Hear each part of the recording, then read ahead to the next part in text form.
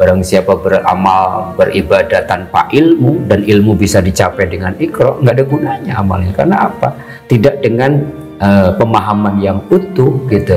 Sehingga Iqra menjadi sesuatu yang dahsyat, bahkan menjadi kayak semacam penanda kerasulan seorang Nabi Muhammad, yaitu pesan awalnya adalah Iqra. Sehingga kalau Iqra-nya muncul, Iqra-nya tumbuh, Iqra-nya ditingkatkan literasinya, keberagamaannya otomatis, Mas Rifki. Keberagamaannya lebih tadi fokus ke kalimatun sawa, fokus kepada kalimat apa, pesan apa, perjuangan apa yang sama, walaupun mungkin berbeda-beda ya, sukunya berbeda-beda agamanya, tapi semua bisa duduk rukun karena memperjuangkan keadilan, memperjuangkan kesejahteraan, memperjuangkan apa, kesetaraan orang di depan Tuhan dan sebagainya.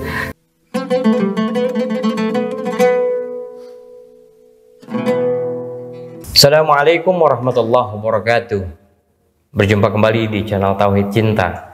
Kali ini kita akan membahas mengenai literasi di Indonesia yang masih cukup rendah. Kita tahu bahwa sebentar lagi kita memasuki tahun politik. Ya, naudzubillah min zalik. Ya, kita akan terjadi lagi polarisasi politik yang berbasis sara dan agama gitu ya. Ya, dan mudah-mudahan juga tidak terjadi lagi banyak hoax yang menyebar. Ya, karena literasi rendah, hoax menyebar dengan cepat.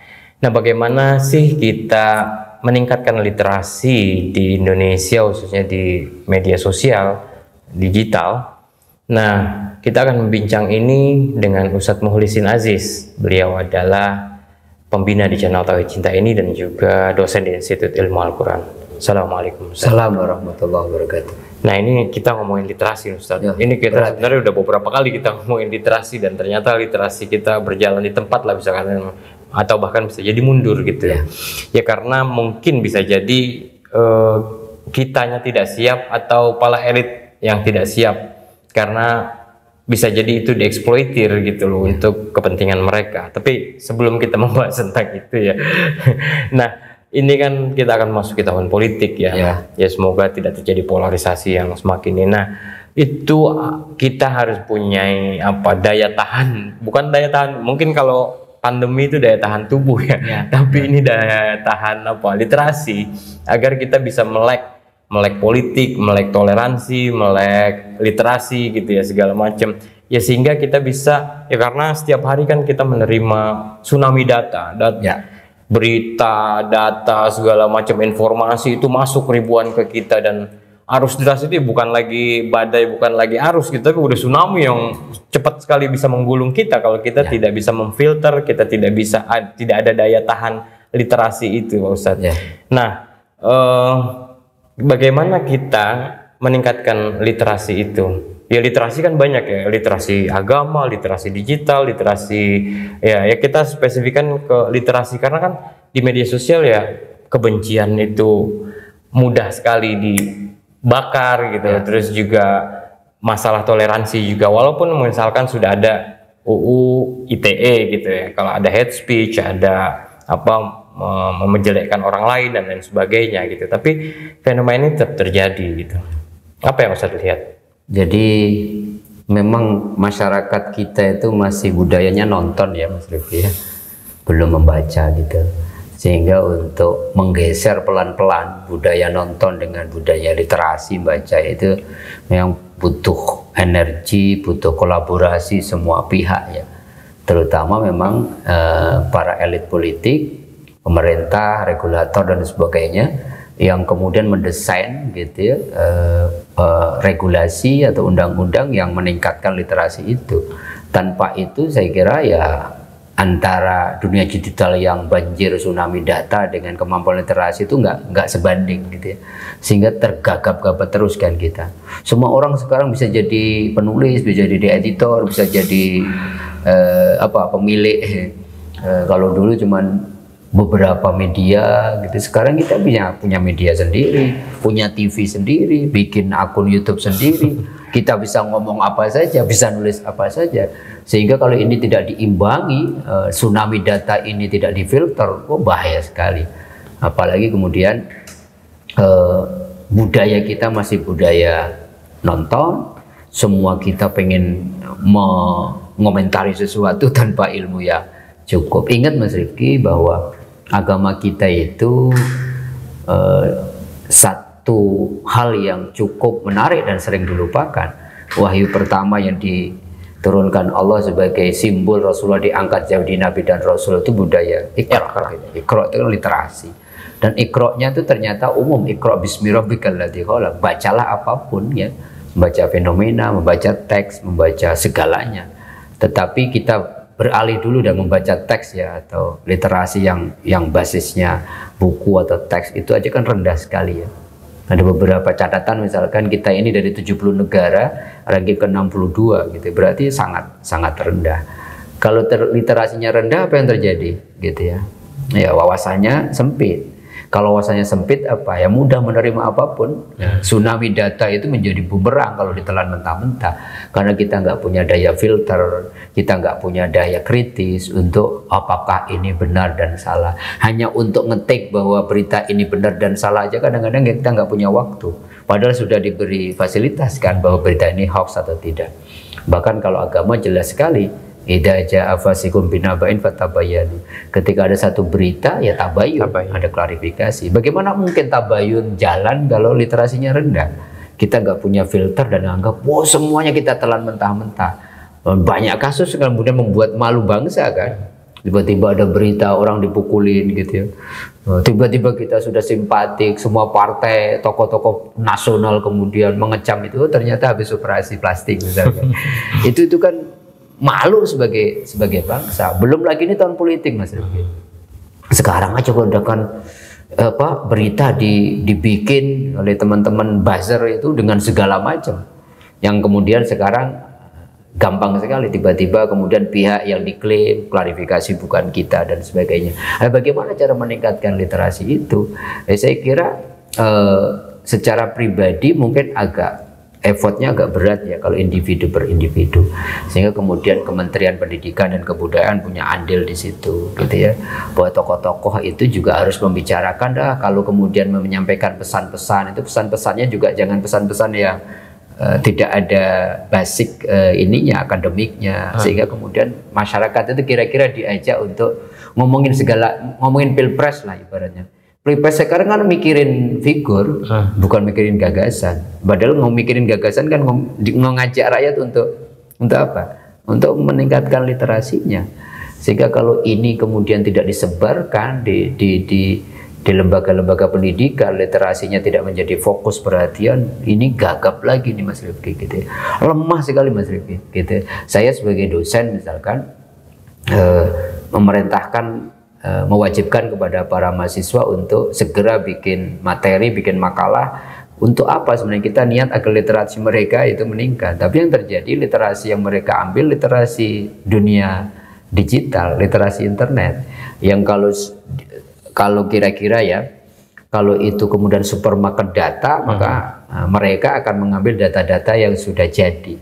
Padahal literasi itu akan lebih berdampak dahsyat kalau literasinya bukan literasi sesuatu yang sudah jadi kowe, tapi bagaimana kemudian pola pikir, perspektif, filosofinya. Kalau itu kuat, kita dulu zaman-zaman belum dunia digital ya, tahun 90-an itu kan bacanya dosen ngasih kita satu buku, baca kemudian kritisi sehingga kita punya konsep itu utuh. Hari ini enggak.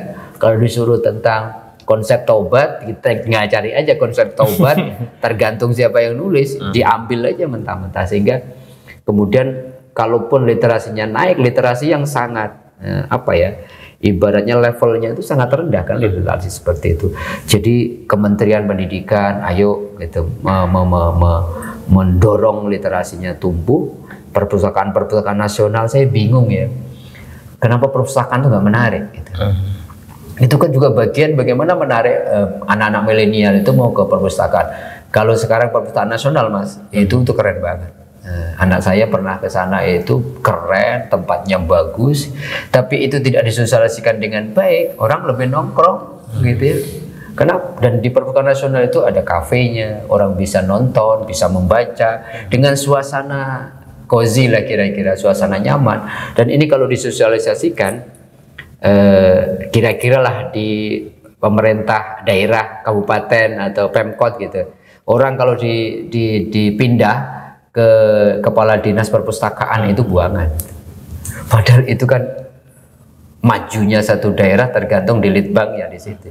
Jadi udah buangan aja nggak ada yang di daerah saya Tangsel itu, wah ada perpustakaan yang lumayan besar gitu ya gedungnya, tapi nggak ada itu, sepi gitu. Karena apa? Menunjukkan bahwa betul tadi 62 dari 70 itu kan juga menarik. Yang kedua saya kira contoh ya, bahwa kalau contoh pemimpinnya literasinya juga jalan gitu ya, cara bicaranya itu juga jangan ngawur gitu ya, jangan membodohi tanda petik gitu masyarakat, diajak masyarakat itu berpikir kritis, itu juga akan apa ya, akan berdampak karena masyarakat itu senang niru kalau pemimpinnya senang baca, literasinya kemudian meningkat, kita juga wah gitu. Tetapi kalau kemudian jargon-jargon, tawaran-tawaran kampanye, tawaran-tawaran yang bersifat praktis, ya bagaimana literasi tumbuh gitu. Jadi banyak aspek ya, stakeholder semua harus berkontribusi gitu. Perpustakaan juga sebagai infrastruktur literasi secara baca, secara teks itu juga harus diperbaiki, regulasinya juga diperbaiki, nilai-nilai akademik itu juga harus ada unsur literasi. Kalau ini kan nggak dipacu kan masyarakatnya. Dan kemudian regulasi yang Mas Rifki tadi sampaikan, bahwa orang harus diberi regulasi, jangan sembarangan untuk menulis apapun gitu, sehingga kemudian ada tanggung jawab. Nah, kalau kita lihat dari mekanisme tubuh kita ya, mungkin ya kita punya hidung, punya bulu hidung gitu. Ya ada secara mekanis ya bulu hidung ini menyaring apa-apa udara yang masuk gitu loh misalkan. Atau misalkan kita punya mulut untuk mengunyah gitu dan merasakan apa rasa pahit, rasa ini, itu kan bagian dari literasi juga sebenarnya. Nah, ya semua di dalam tubuh kita, ya beberapa bagian tubuh kita punya daya saringnya sendiri, punya daya kunyahnya sendiri terhadap apapun yang masuk ke dalam tubuh gitu, punya daya proteksi sendiri gitu. Nah, sedangkan terkait dengan literasi, ini kan kaitannya mungkin dengan otak, pikiran, akal kita gitu ya. Ya kita sebenarnya punya daya saring itu, punya daya daya tahan untuk ngolah informasi, data ataupun segala hal yang masuk ke otak kita gitu loh. Ya tapi kita senangnya misalkan langsung aja gitu tanpa ya mungkin kalau mau dicontohkan sebagai infus kali ya.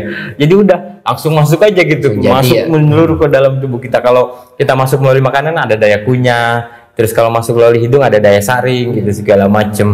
Nah ini benar-benar ya kalau analoginya adalah infus, berarti kita masyarakat yang sakit ya gitu. Artinya bahwa logika kita, akal kita itu tidak berjalan secara maksimal. Ya tentu saja ini butuh pembiasaan segala macam dan butuh regulasi yang menguatkan itu gitu ya. Nah ya apalagi kalau misalkan terkait dengan literasi beragama ya Pak Ustadz, itu kan dampaknya luar biasa ya. Ya kita punya berbagai agama di sini, punya berbagai mazhab juga di sini. Ya ketika ya semua agama punya nilai-nilai kebajikan, semua agama punya nilai-nilai kearifan. Ya begitu juga dengan masing-masing mazhab punya argumennya sendiri gitu, dan ya semuanya sebenarnya mengacu pada menginginkan kearifan, kebajikan dan kebaikan gitu ya. Ya tapi ya kita melihatnya selalu di titik tengkar, bukan pada titik temu. Nah ini bagaimana Ustadz melihat ini literasi beragama kita? Ya itu kan kayak semacam sebab akibat ya Mas Rifki. Ketika literasi secara umum rendah, maka otomatis literasi beragama kita juga rendah gitu ya. Kalau literasi seseorang beragamanya rendah, pasti tidak terbuka melihat berbagai macam informasi. Maka kemudian mereka sempit melihat sesuatu, atau bahkan kemudian hanya satu pandangan dan menganggap pandangan yang lain itu sebagai sesuatu yang keliru. Kacamata kuda, padahal kita nggak pakai kacamata kuda, kita bisa melihat ke sekeliling. Iya, dan itu berbahaya sekali. Apalagi ini agama kan, kalau apa-apa sudah distempel dengan agama. Literasi yang rendah itu biasanya kebencian sebagai buahnya, menganggap orang yang berbeda dengannya adalah bukan bagiannya, minna minhum gitu ya. Padahal kalau agama kan membantu kita untuk selalu, Rasulullah selalu mengatakan lihatlah sisi baik dari segala sesuatu. Bahasa Al-Quran kenapa gak kita narik ke kalimatun sawa ya, ke pesan-pesan yang kita bisa sepakat dalam hal itu. Tadi Mas Revi ngomongin semua agama mengajarkan kesederhanaan, kejujuran, keadilan gitu, tapi kita fokus kepada sesuatu yang bersifat ya memang dari sononya berbeda, syariat orang kan berbeda-beda. Kalimatun sawaknya itu kan kalimatun bagaimana kita memperjuangkan keadilan bersama demi kemanusiaan, bagaimana memperjuangkan apa ya, amanah di dalam konteks bernegara dan sebagainya. Kalau ini kemudian yang menjadi patokan, yang menjadi apa ya, pegangan bersama kalimatun sawa, maka kemudian betapa indahnya keberagaman gitu ya, bahwa perbedaan itu bukan ancaman, bahwa perbedaan itu sunatullah lah kira-kira, sesuatu yang nggak bisa ditolak. Tapi hari ini kan akal sehat ditinggalkan Mas Rizky. Nah, pokoknya kalau orang yang menurut kita agamanya berbeda, bahkan madhabnya berbeda, ditambah pilihan politiknya berbeda, apapun yang dikatakan salah. Walaupun benar semua, karena apa? Politik kebencian yang muncul. Karena apa? Ya buah dari sempit di dalam literasi. Sempit, literasinya sempit, literasinya rendah, berarti cara beragamanya juga sempit, toleransinya juga pasti rendah. Kan itu bagian yang tidak bisa ditolak atau satu rangkaian gitu. Apalagi ini lebih literasi dalam konteks beragama, maka jauh dari toleransi. Kita mudah sekali kemudian tidak bisa duduk dengan orang yang berbeda madhab saja sama kita, nggak bisa gitu. Apalagi nanti literasi beragama yang rendah ini ditunggangi oleh aktor-aktor politik, dibawa agama ini sebagai identitas politik mereka, yang politik identitas itu, dan itu ini nunggu waktu ya. Kita harus objektif melihatnya dari mulai 2012 ya, pemilihan gubernur di DKI itu kan politik identitas sudah kental sekali ya. Kemudian 2017 diulang, 2014 Jokowi naik, 2019 juga belum reda, di beberapa daerah sudah mulai itu muncul, 2024 sudah mau yang kelima gitu. Dan ini kelihatan sekali gitu. Ketika seseorang dideklarasikan, itu pasti identifikasi dengan politik aliran tertentu, identitas agama tertentu. Maka tidak ada cara lain, saya kira harus kita tingkatkan literasi secara umum, syukur-syukur kemudian literasi beragamanya itu naik. Dalam bahasa keagamaan kan ada orang-orang yang taklid Mas Rifki. Literasi yang paling rendah itu kan taklid ya. Orang kemudian pokoknya apa yang dikatakan oleh tokoh politiknya, oleh ustadznya diterima, oleh idolanya gitu ya, oleh figur yang dia agung-agungkan gitu. Wah, apa katanya kemudian diterima, ditelan mentah-mentah tanpa punya daya. Sesungguhnya kita punya daya kritis, punya daya saring ya, punya daya filter. Itu akal sehatnya mandek dulu tuh, off dulu gitu. Minimal lah untuk tahun ini kita berharap ada kesadaran bareng, kita tingkatkan ke level itiba, ke level kita beragama itu bukan ikut-ikutan. Pasti itu effortnya harus mengerti dalilnya, sehingga nggak mudah lah ada orang berdalil ini kemudian ditafsirkan A, kita bisa ngomong bukan itu tafsirnya. Karena apa? Punya literasi yang cukup. Tanpa itu gimana memfilter kalau kita sendiri nggak tahu bahwa konten-konten agama gitu ya, ayat ini, kalau kita nggak punya daya ittiba, daya akses terhadap dalil-dalil hujah-hujah juga repot Mas Rifki. Syukur-syukur nanti kita menjadi orang-orang yang ijtihad ya, mujtahid, yang kemudian bisa punya makna-makna yang luar biasa. Ayat Quran kemudian didialogkan dan kemudian disampaikan ke masyarakat sesuai dengan kadar kemampuan masyarakat. Level ini kan yang masih jauh dari api ya, yang itu kemudian menjadi kewajiban kita bersama. Oke, terakhir Ustaz, mungkin karena ini ya, Allah menitipkan risalahnya atau misi profetik dari Rasulullah itu pertama adalah Iqra. Ya karena ini pekerjaan berat sebenarnya. Pekerjaan berat, dan pekerjaan kira-kira beragama tidak disertai dengan Iqra ya buta gitu ya.